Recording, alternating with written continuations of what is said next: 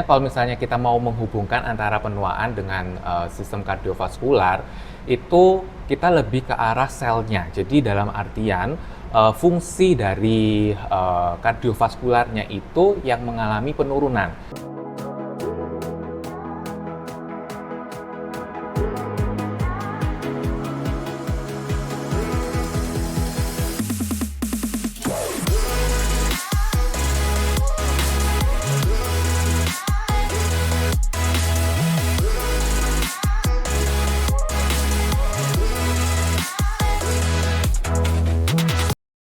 Hey Pharmamates, here's one topic dose of Pharmacy Talk. Baik, hari ini kita akan ngobrol-ngobrol dengan salah satu narasumber kita. Salah satu topiknya adalah tentang aging. Khususnya mungkin yang belum pernah teman-teman dengar adalah aging tapi di sistem kardiovaskular. Saya Apoteker Dimas Aditya Swendar, Master of Pharmacy, akan ngobrol dengan narasumber kita terkait aging atau mungkin biasa diketahui adalah penuaan. Khususnya pada penuaan di sistem kardiovaskuler. Nah, ini kan baru kita dengar ya.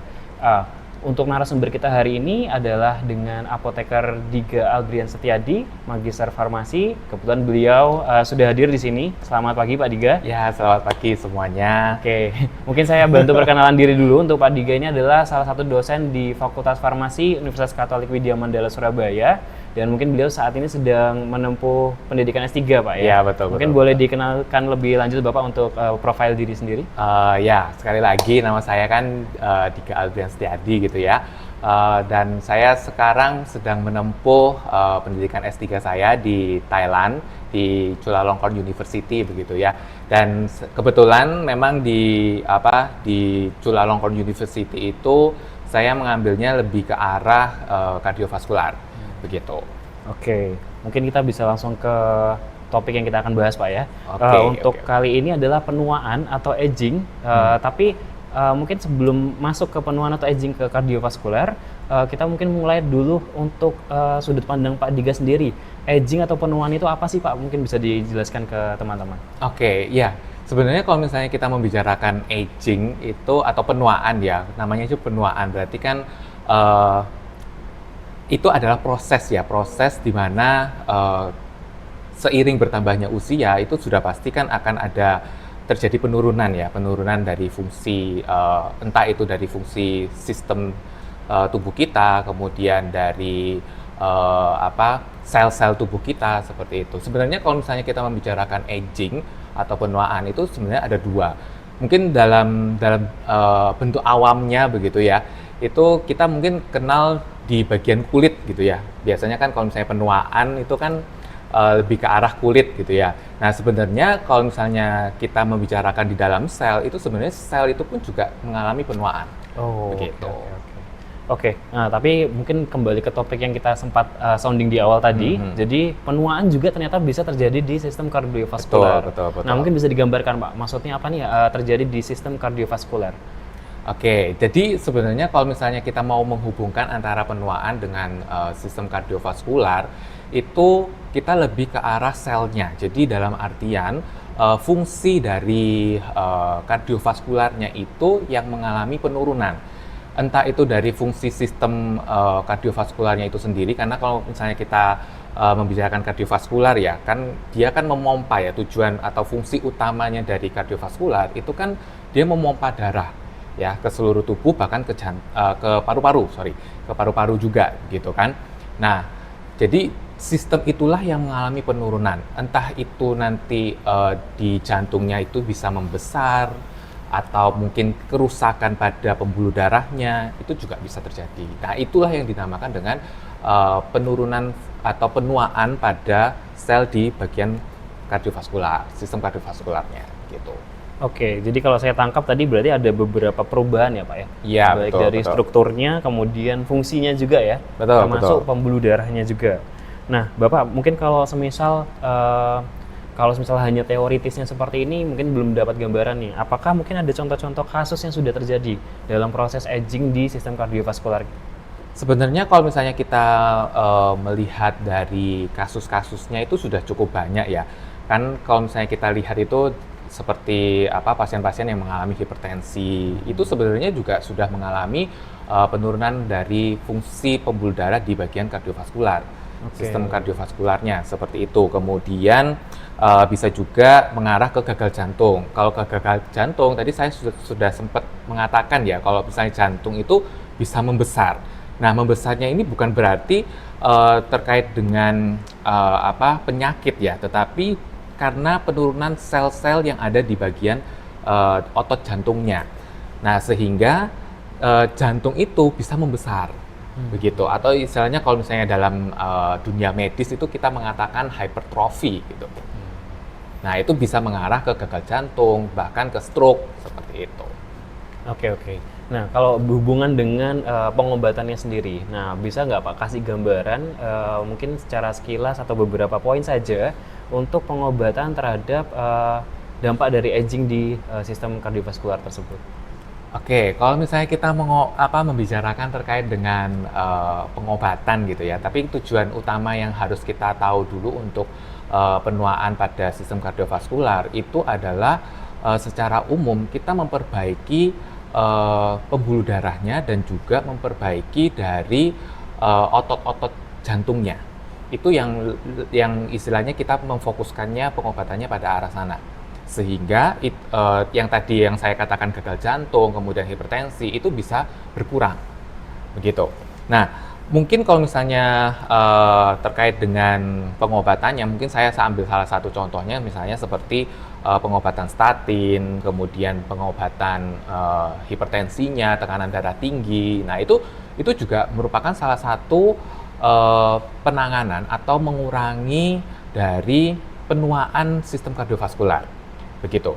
Nah, terus kalau misalnya kita lihat dari yang baru-baru ini ya, kalau misalnya baru-baru ini sebenarnya sudah banyak pengembangan obat, misalnya seperti antibodi monoklonal. Sebenarnya antibodi monoklonal itu lebih arah ke pengobatan kanker, ya, ke kanker. Jadi contohnya misalnya contoh obatnya itu seperti denosumab, gitu ya, kemudian tocilizumab seperti itu.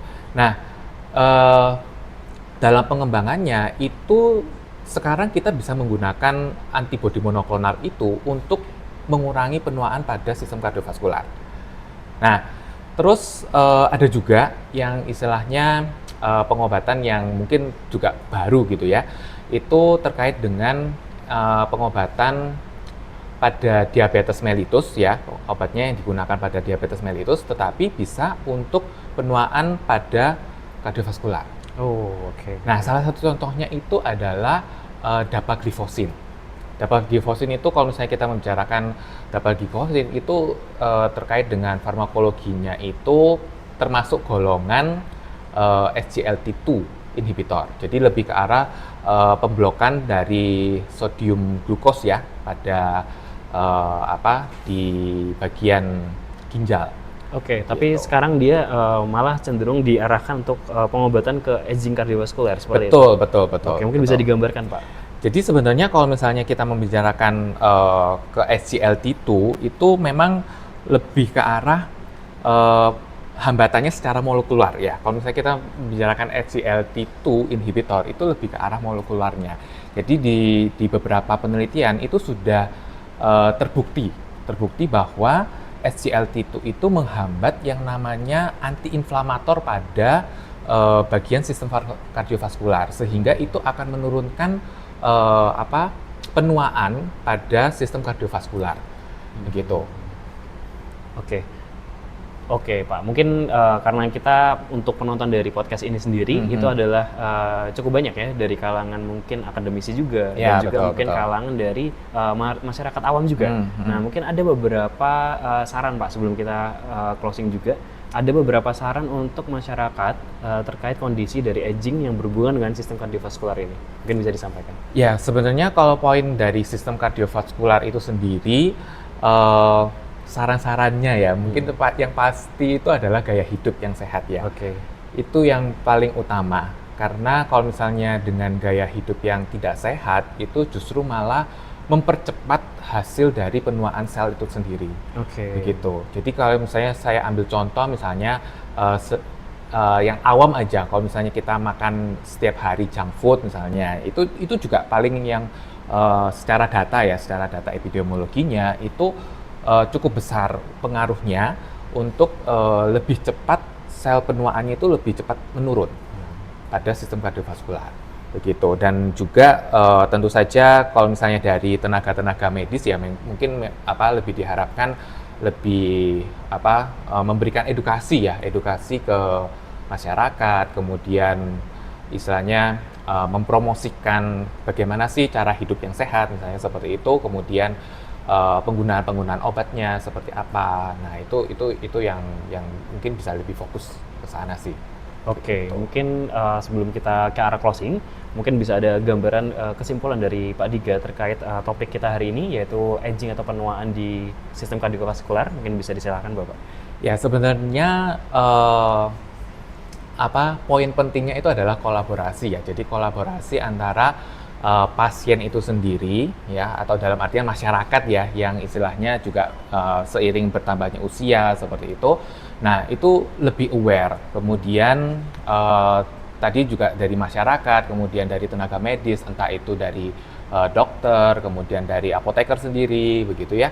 Kemudian dari perawat, dari ahli gizi. Nah, itu sebenarnya poinnya adalah berkolaborasi. Jadi kita bisa melihat dari sisi pengobatannya seperti apa, kemudian dari gaya hidupnya itu kan mungkin lebih ke arah ahli gizinya begitu kan ya. Nah, jadi ya intinya di sana sih, kolaborasi yang paling penting gitu. Oke, baik. Mungkin kita bisa cukupkan untuk pembahasan hari ini ya terkait aging atau penuaan di sistem kardiovaskular.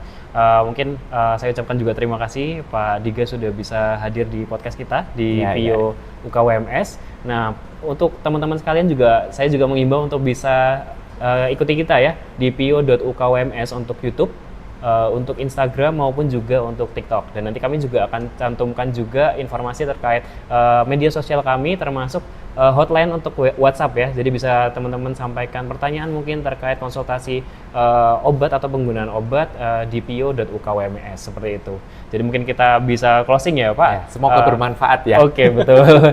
Oke, kita bisa closing. Sampai jumpa. Salam Widya Mandala.